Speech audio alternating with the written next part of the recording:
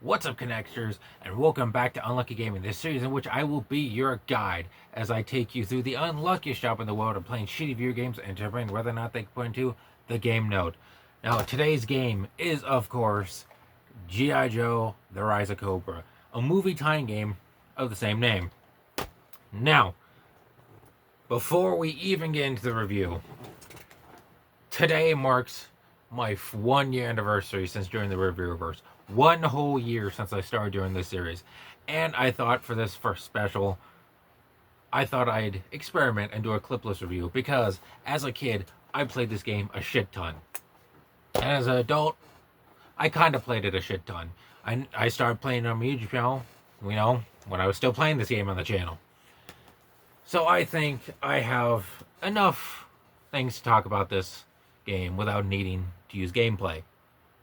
So with that being said, allons-y. We'll start with the positives. There is a wide assortment of Joes to go through in this game. I can't list them all because there's so many. And they have such weird names. And this isn't a knack on the game. It's just theirs as a whole because I can't remember most of the fucking Joes. But there's a wide assortment of Joes and a decent amount of Cobra. More Joes than Cobra, and that's okay. Because there's only like 4 main Cobra people anyway. When I was a kid, I would main Duke because back then Duke was my favorite Joe, and even now Duke is my favorite Joe. And that kind of sucks because when I started playing this on the channel, I fell in love with Heavy Duty, and I feel like a dumbass for not even trying to experiment with any other Joe as a kid. Because fucking A, man. Heavy Duty is goated. OP as fuck. Especially his fucking super move where he fucking aims the minigun and just unloads until whatever he's aiming at is either dead or broken or completely destroyed. And the set pieces are actually pretty cool too. But the set pieces also go into the negatives. But at least, wherever I go, wherever I'm put into, I get the atmosphere. And that's a plus. And of course, you can play as some Cobra, which is also a plus. They get their own, I think 4 or 5 of their own missions. It's been a while since I've gotten to that point. And then, like I said, it's like the only members of Cobra that I can remember off the top of my head, playable, were Storm Shadow, and I didn't even unlock him my very first playthrough as a kid, so I had to fucking go back and unlock him. The Baroness, and Destro. You don't even get to play as Cobra himself. Which also is such a bitch at the end. Because actually, we do have one more positive before we go into the negatives. The suit. I do believe it's called the acceleration suit.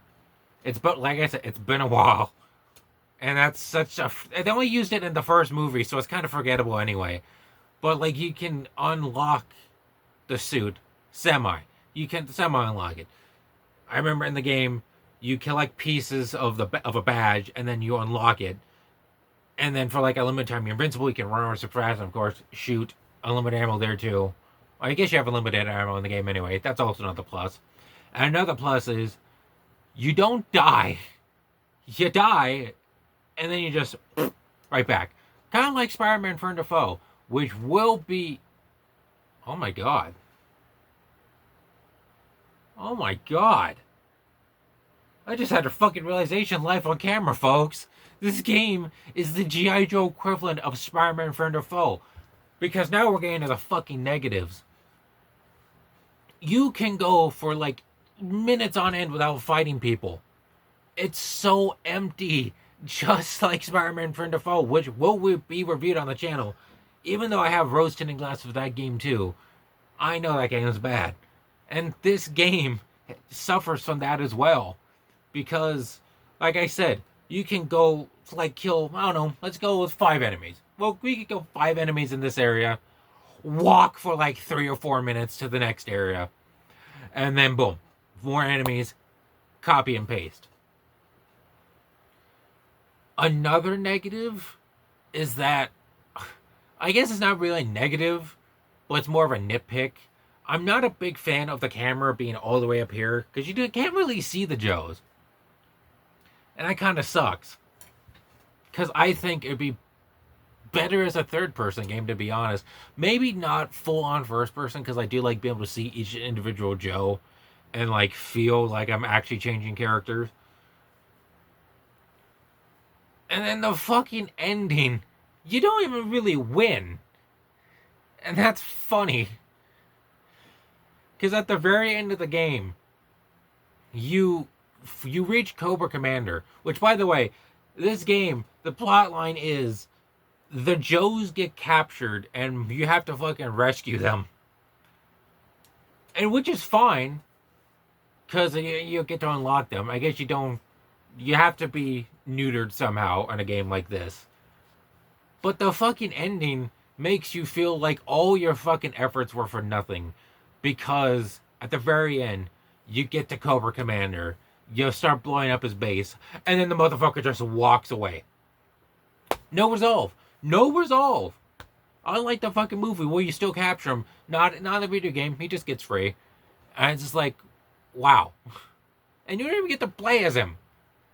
Like, that would have been cool. Like, as a secret bonus character. Like, hey, you 100% of the game completely. Here's Cobra Commander. Not even that.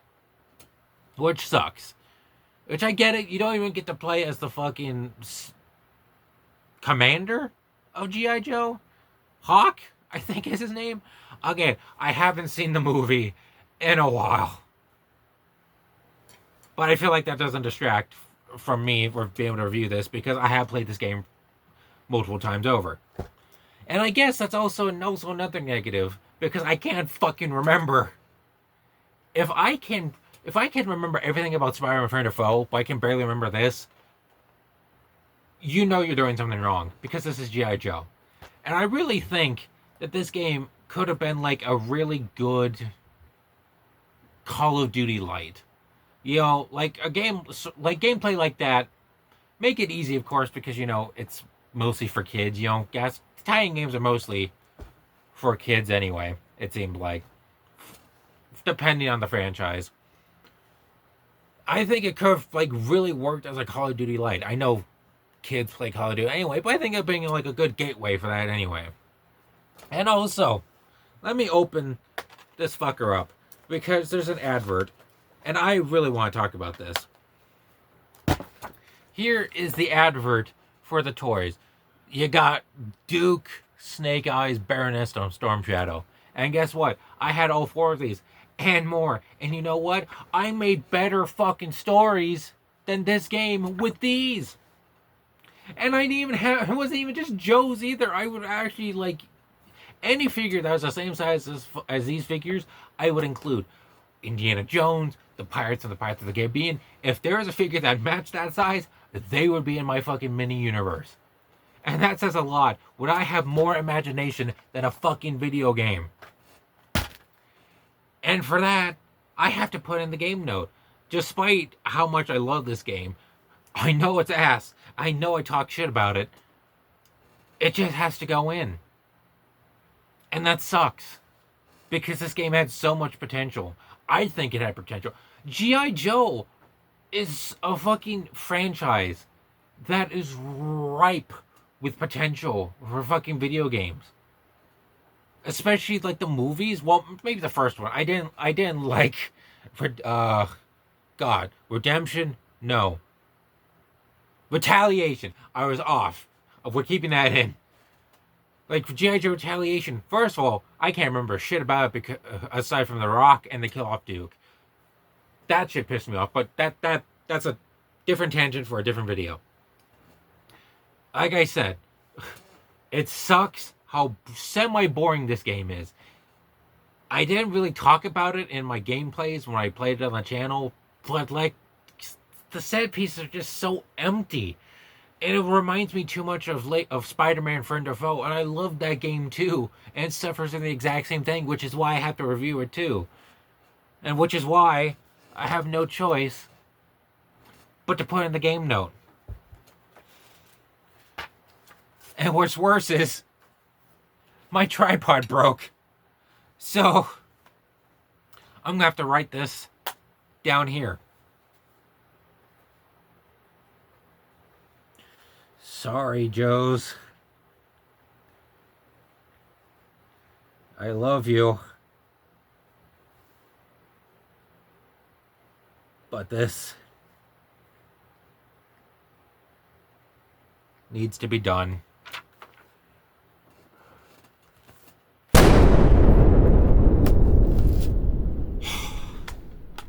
God, this hurts.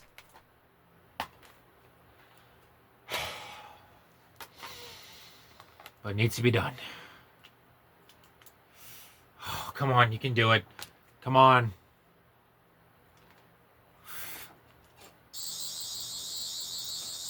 Oh. And all of the data is erased. Well, that does it for this episode of Unlucky Gaming. My 1 year in the Reviewerverse. My first year in the Reviewerverse, I should say.